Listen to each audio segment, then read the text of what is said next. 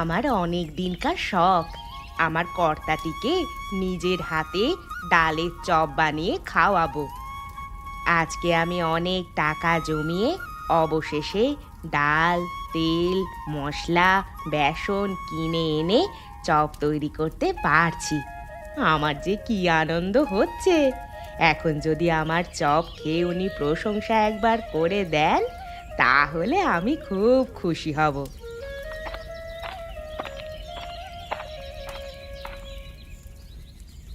কি গো লতা দিদি, কি রান্না করছো এত সুন্দর গন্ধে? আমি যে ঘরে থাকতে পারলাম না গো, তোমার কাছে আসতে বাধ্য হলাম। এই যে বোন, আজকে আমি কিছু ডালের চপ তৈরি করছি। ওরা কাজ থেকে ফিরবার পর এই চপ দিয়ে খেতে দেব। দেখি আজকে কেমন লাগে ওদের। তাই নাকি? ডালের চপ? বাহ, খুব সুন্দর। আশা করি গোপালদা কাজ থেকে ফিরে খুব প্রশংসা করবে তোমার। আসলে মানুষগুলো সারাদিন খাটাখাটনি করে তো, তাই জন্য আমার মনে হলো যে ঘরে এসে যদি আমি কিছু মুখরোচক দিতে পারি তাহলে খুব ভালো হবে। তারা খেয়ে খুব আনন্দ পাবে। তা যা বলেছ গো দিদি, তবে আমার কর্তাটি আবার খুব খুঁতখুঁতে। এক পয়সা যদি আমি এদিক ওদিক করি তাহলে আমাকে বকা দেয়। সে সব কর্তারাই একটু আধটু বকাবকি করে থাকে, তাই বলে কিছু মনে করলে হয় না। তা দিদি, আমি চপ পাবো তো, নাকি শুধু দাদার জন্যই তৈরি করছো? আরে না না বোন, তোমরা অবশ্যই পাবে। তোমাকে দিয়েই তো আমি প্রথম উদ্বোধন করব। খেয়ে বলবে কেমন খেতে হয়েছে। ঠিক আছে দিদি, তুমি তাহলে তাড়াতাড়ি করো, আমার যে আর তর সইছে না। তা দিদি, এসব মালপত্র কিনতে অনেক টাকা খরচ হলো তো? এসব টাকা কি দাদা দিয়েছিল? আসলে কি জানো তো, আমি মাঝে মাঝে তোমার দাদার কাছ থেকে কিছু কিছু করে টাকা নিয়ে নিয়ে জমিয়ে রেখেছিলাম। সেই জমানো টাকা দিয়ে আজকে এসব মালপত্র কিনে এনেছি, যাতে আমি আজকে ডালের চপ তৈরি করতে পারি। বেশ করেছো দিদি, আমাকেও একটু পদ্ধতিটা শিখিয়ে দেবে তো? আমিও মাঝে মাঝে চপ তৈরি করে তোমাকে দিয়ে যাব। বেশ, একদিন না হয় ফাঁকা সময় করে আসবি, আমি তোকে রেসিপিটা বলে দেব, তুই লিখে নিস। ঠিক আছে দিদি, এখন তাড়াতাড়ি করো।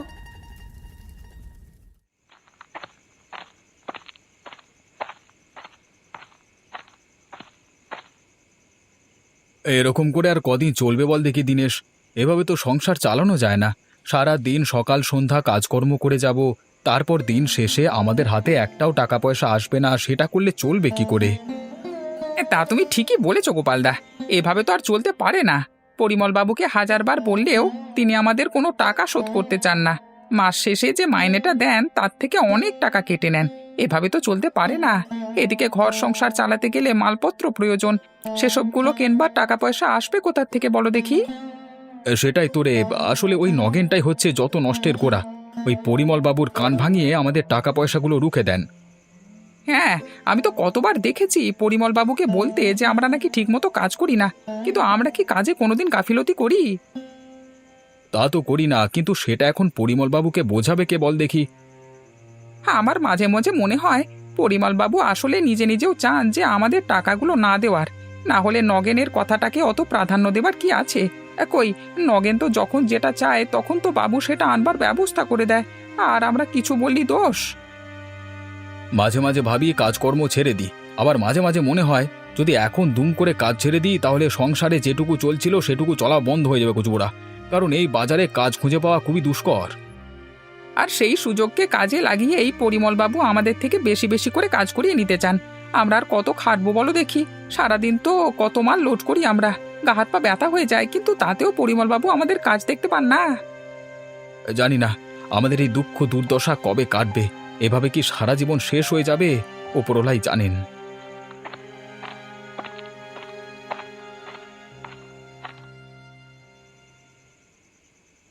আমি আপনাকে একটা কথা বলে দিচ্ছি বাবু, ওই বেড়া ছাগল দুটো যতই টাকা জাগাবে নাকি একটা টাকা বেশি আপনি ওকে দেবেন না।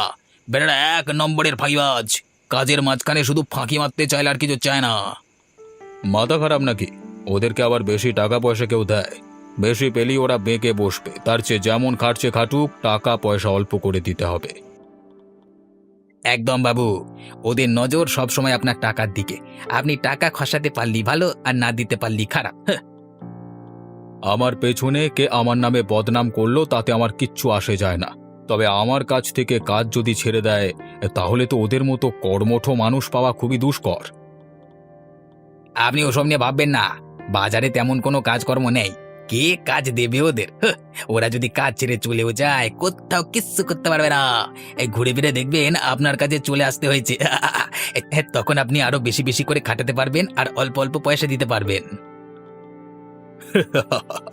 তার মানে ঘুরে ফিরে আমারই সুবিধা, তাই তো? হ্যাঁ বাবু, সব দিক থেকে দেখতে গেলে আপনার সুবিধা। বাবু, আপনার কাছে একটা কথা ছিল, মানে যদি কিছু মনে না করেন তাহলে বলতে পারি? আরে নগেন, তুমি আমার এত উপকার করে দাও, আর তুমি আমার সঙ্গে কথা বলতে আমার অনুমতি নিচ্ছ? আরে বলো বলো, তোমার কিছু লাগবে কি? হ্যাঁ বাবু, আমার কিছু টাকার দরকার ছিল। যদি আপনি দিতেন তাহলে খুব উপকার হতো, মানে ঘরের জন্য আর কি। আরে কিছু বলতে হবে না, তুমি যাওয়ার সময় যত টাকা লাগবে আমার কাছ থেকে নিয়ে যেও। বেশি না বেশি না, ওই 500 টাকার মতো দিলেই হবে।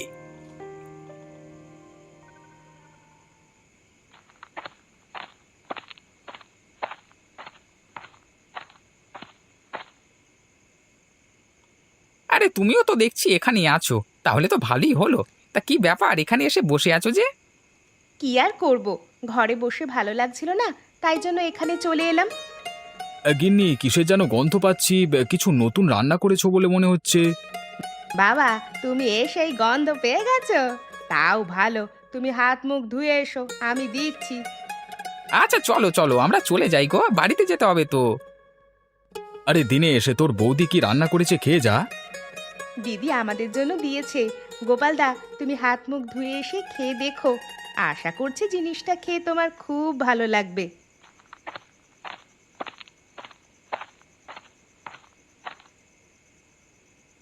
কি এমন জিনিস করেছো গিন্নি, জিনিসটা একেবারে গুপ্ত রাখতে হবে।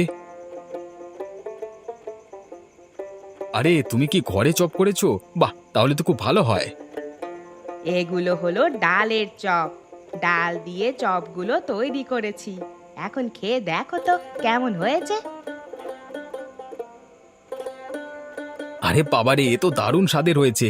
এমন সুন্দর স্বাদের চপ আমি তো আগে কোনোদিন খাইনি। তুমি আজকেই নতুন বানালে বলো? হ্যাঁ গো, অনেক দিন ধরে ইচ্ছে হচ্ছিল তোমার জন্য ডালের চপ বানাবো, কিন্তু সেই সুযোগ আর হয়ে উঠছিল না। আজকে আমি ডালের চপ এই প্রথম বানালাম। তোমার পছন্দ হয়েছে দেখে আমি খুব খুশি হয়েছি গো। ভালো তো হয়েছে গিন্নি, কিন্তু তুমি এত টাকা কোথায় পেলে? এই ডালের চপ তৈরি করতে তো অনেক টাকাই লাগবে, সেই টাকা তুমি পেলে কোথায়?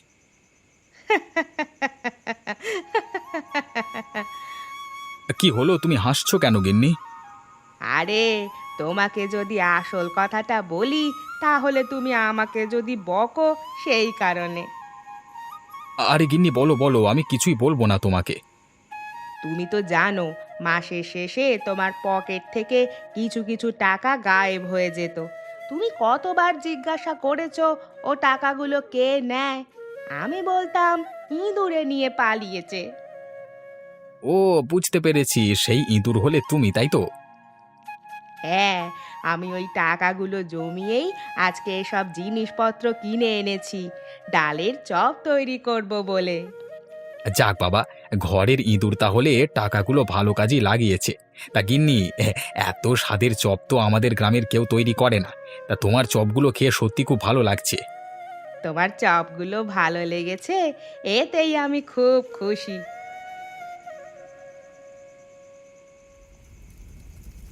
কি রে রতন, আমাদের দোকানে চপের সেল যে দিন দিন কমে যাচ্ছে, এরকম হয়ে যাওয়ার কারণ কি বলতো? আমি তো কিছুই বুঝতে পারছি না।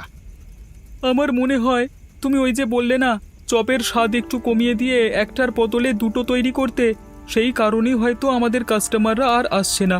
হয়তো তাদের আমাদের দোকানে চপ আর পছন্দ হচ্ছে না। হয়তো বা ঠিকই বলেছিস, কিন্তু এখন উপায় কি বল দেখি? বাজারে যা পরিস্থিতি, এখন যদি আমি ভালো স্বাদের চপ বানাতে যাই তাহলে দেখা যাবে দিনে 100টার বদলে হয়তো 50টা তৈরি করতে পারছি। তখন কি আমি মুনাফাটা বেশি করতে পারবো? সব দিক থেকে চিন্তা করা দরকার বাবু। শুধু আমাদের মুনাফার দিকটা দেখলেই হবে না। আমরা যদি কাল থেকে আবার আগের মতো চপ তৈরি করতে থাকি তাহলে আগের কাস্টমাররা সবাই ফিরে আসবে বলে আমার বিশ্বাস।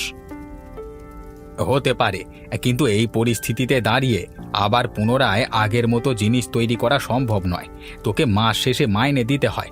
আমি চাইছি এমন চপ যেগুলো স্বল্প মূল্যে তৈরি করা যাবে এবং মানুষের কাছে আরও গ্রহণযোগ্য হবে।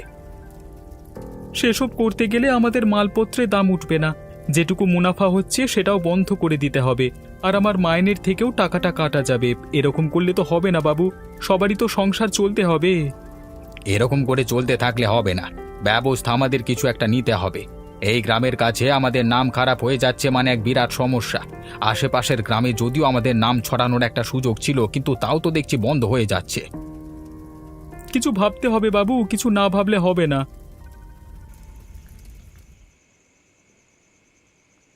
কই গিন্নি, তুমি গোপাল দাদাদের বাড়ি থেকে কি নিয়ে এসেছো? আমাকে খেতে দিলে না তো এখনো। এই তো দাঁড়াও, আমি একটু সবগুলো গরম করে দিলাম, এখন নাও খেয়ে দেখো তো কেমন লাগছে।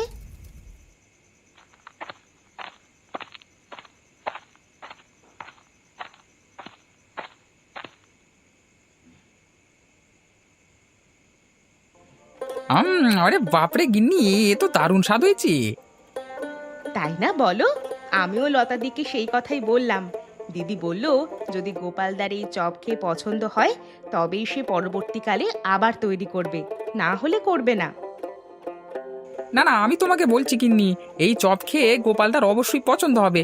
সত্যি লতা বৌদির হাতের তৈরি চপের যে এত স্বাদ হবে সেটা আমি জানতাম না তো। ও তাই নাকি? কই তুমি তো আমার কোনোদিন এরকম করে প্রশংসা করো না। আমার রান্না কি বাজে হয় নাকি? আরে গিন্নি, তুমি শুধু শুধু কথার খুঁত বের করছো। আমি কি সে কথা বললাম নাকি? এই তোমার হাতের রান্না যথেষ্ট সুন্দর, কিন্তু আজকে লতা বৌদি যে চপগুলো তৈরি করেছে না, সেগুলোর স্বাদ অপূর্ব সুন্দর। ভালো, অন্যের প্রশংসাই তো সারা জীবন শুনে গেলাম। আমার রান্না খেয়ে দিয়ে কবে যে এমন প্রশংসা করবে কে জানে। এই করব করব, নিশ্চয়ই করব। তুমি আমাকে ভালো মন্দ এভাবে রান্না করে খাওয়াও, তাহলে নিশ্চয়ই তোমাদের প্রশংসা করব।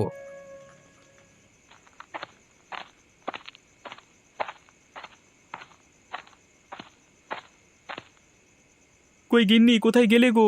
আমি এসেছি, বেরিয়ে এসো।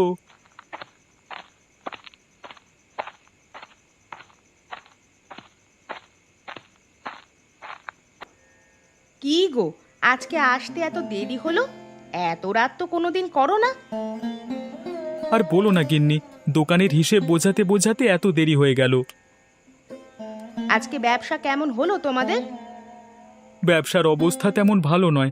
আগের তুলনায় আমাদের মুনাফা অনেকটা কম হচ্ছে। এখন আমাদের ব্যবসা কিভাবে এগিয়ে নিয়ে যাওয়া যায় সেসব নিয়ে আলোচনা করতে করতেই এতটা রাত হয়ে গেল। আমি বুঝতে পারছি গো তোমাদের। আহ,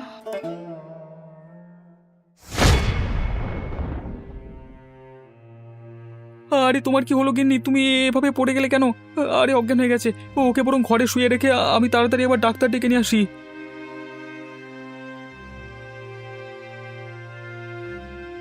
কি বুঝছেন ডাক্তারবাবু? আমার স্ত্রীর কি হলো? কখন অজ্ঞান হয়ে গেছে? আমি কাজ থেকে ফেরবার পর ওর সঙ্গে কথা বলছিলাম, আমার সঙ্গে কথা বলতে বলতে অজ্ঞান হয়ে গেল। এরকম অজ্ঞান কি আগে হয়েছে? আমার সামনে তো কোনোদিন হয়নি। চোখের আড়ালে হয়ে থাকলে আমি জানি না। আমার স্ত্রী আমাকে কিছুই বলতে চায় না। বুঝলাম, তোমার স্ত্রীর অপুষ্টি আছে বুঝলে, ভালো করে ভিটামিন খাওয়াতে হবে। ডাক্তারবাবু, আমাকে তার জন্য কি করতে হবে? ভালো মন্দ খাবার দাবারের ব্যবস্থা করো, তার সাথে আমি কিছু ওষুধ লিখে দিচ্ছি, সেগুলোকে খাওয়াও। আশা করছি কয়েকদিনের মধ্যে তার অবস্থার উন্নতি হবে। ডাক্তারবাবু, এই ওষুধগুলোর কি অনেক দাম? একটু তো দাম আছেই, না হলে যে তোমার গিন্নি ভালো হবে না। আচ্ছা ডাক্তারবাবু, আমি তাই খাওয়াবো।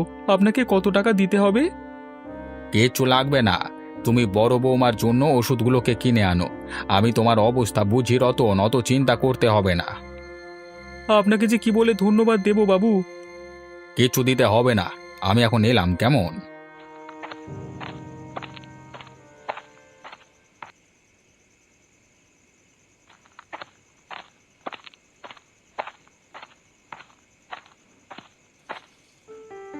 কি ব্যাপার, কি তোমরা দুজন আমার কাছে কি করছো গোপাল আর দিনেশ?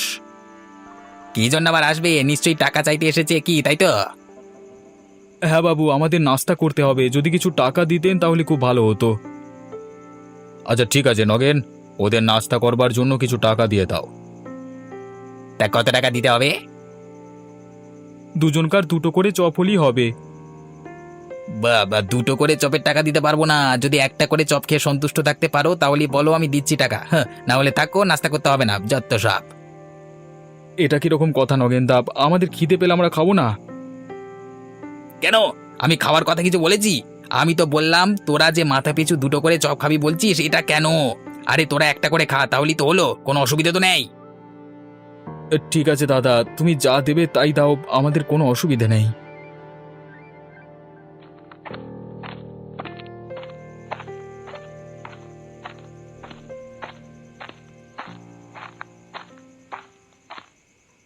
আরে এসো এসো গোপাল আর দিনেশ দা, তা তোমাদের কি খবর বলো দেখি? এখন তো আমার দোকানে আসা প্রায় ভুলেই গেছো। কি আর করব বলো, বিনা পয়সায় তো তোমাদের কাছ থেকে কিছু নিয়ে খেতে পারি না, তাই জন্য লজ্জায় আসতে পারিনি। কেন, পরিমল বাবু কি তোমাদের ঠিক মতো টাকা পয়সা দেয় না? দুঃখের কথা কি আর বলবো, তবে যার কাছে কাজ করে খাচ্ছি তার নামে বদনাম রটাতে চাইছি না। তো তোমার কি খবর বলো দেখি, তোমার দোকানে একটা খদ্দের নাই দেখছি। খবর খুব একটা ভালো না। আমার চপের প্রতি মানুষের আকর্ষণ অনেকটা কমে গেছে। আগের মতো আর খরিদ্দার হয় না, সত্যি খুব খারাপ লাগছে জানো। কেন, তোমার চপ তো খেতে ভালোই। না গো, সত্যি কথা বলতে আগের তুলনায় স্বাদটা একটু কম করে রেখেছি, তাতে অনেক খরিদ্দারের পছন্দ হচ্ছে না। হঠাৎ এরকম সিদ্ধান্ত নিতে গেলে কেন, কিছু অসুবিধা হচ্ছিল নাকি?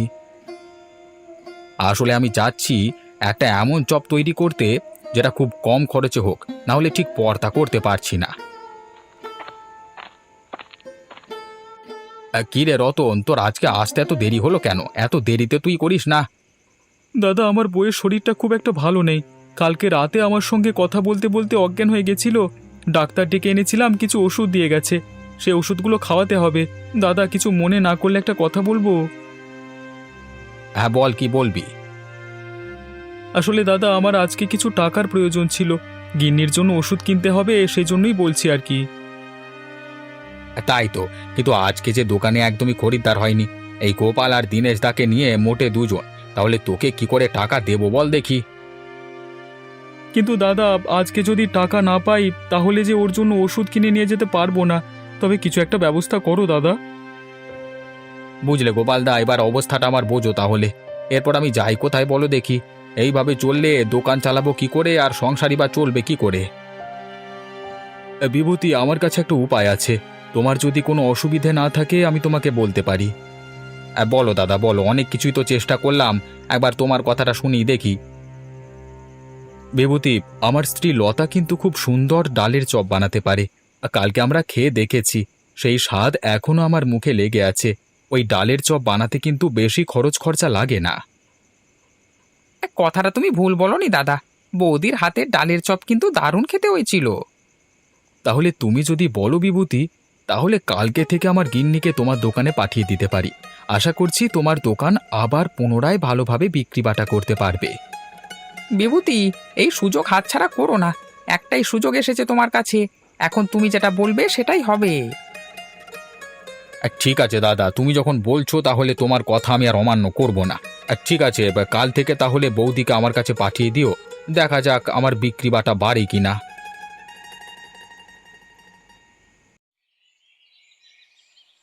এই খবর শুনেছেন বাবু? কি ব্যাপার ঘটেছে? কি ঘটেছে রে? আমি তো কিছুই শুনিনি। আরে আমাদের গোপালের বউ লতা আজ থেকে ওই বিভূতির দোকানে ডালের চপ তৈরি করছে। তাই নাকি রে? গোপালের পয়সা কড়ির এত দরকার হয়ে পড়লো? এখান থেকে যে টাকা কামাচ্ছে তাতে কি তার পেট ভরছে না নাকি? আমি আপনাকে বলেছিলাম না বাবু, ওই লোকগুলো হচ্ছে খুব টাকার লোভ, টাকা ছাড়া কিচ্ছু বোঝে না। দেখুন না, ঘরের বউ মানুষকেও কাজে নামতে দেয়নি, খুব বাজে লোক। যখন নামিয়ে দিয়েছে তখন আমাদের একবার ওদের দোকানে যাওয়া উচিত, তাই নয় কি? চলুন তাহলে আমরা দুজনে একবার ঘুরে আসি, দেখে আসি গোপালের বউ লতা কেমন চপ তৈরি করছে।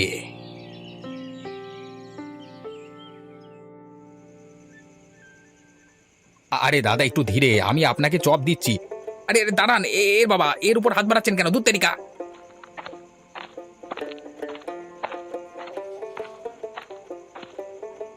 এ বিভূতি, শুনলাম তোমার দোকানে নাকি নতুন ধরনের চপ তৈরি হচ্ছে, তা আমাদের কি দেওয়া যাবে? অবশ্যই বাবু, আপনাকে তো প্রথমেই দেবো আমি। দাঁড়ান, আমি দিচ্ছি। আরে বাহ, এ তো দারুণ সুন্দর হয়েছে। এত সুন্দর স্বাদের ডালের চপকে তৈরি করলো। এই চপ তৈরি করেছে গোপালের বউ, ওই যে লতা বৌদি, ওই যে লতা। সত্যি তোমার হাতের তৈরি চপ খুব সুন্দর হয়েছে। আমার এই ডালের চপ খেয়ে খুব ভালো লাগছে। আপনাদেরকে খুশি করতে পেরেছি, এতেই আমি অনেক খুশি। এই যে বিভূতি, শোনো, আমি তোমার ব্যবসাটাকে আরো বড় করতে চাই। আমি চাই না যে এত সুন্দর ডালের চপ শুধুমাত্র এই গ্রামের লোকেরাই খাক। বাবু, তার মানে আমাকে কি করতে হবে? তোমরা আজ থেকে আরো বেশি করে ডালের চপ তৈরি করো। এই চপগুলোকে আমরা বাইরের গ্রামে পাঠাবো। কিন্তু বাবু, এটা কি ঠিক হচ্ছে? আমি যা করছি ঠিক করছি, এতে কারোর মতামত দেওয়ার কোনো দরকার নেই।